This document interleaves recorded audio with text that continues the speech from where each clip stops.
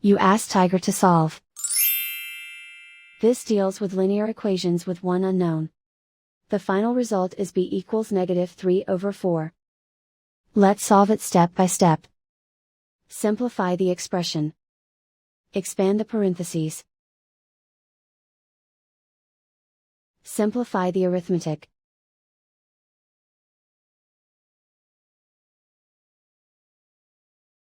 Group all constants on the right side of the equation.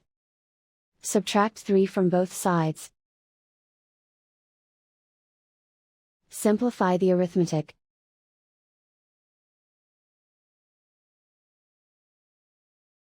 Isolate the b. Divide both sides by 4. Simplify the fraction. And so the final result is b equals -3/4.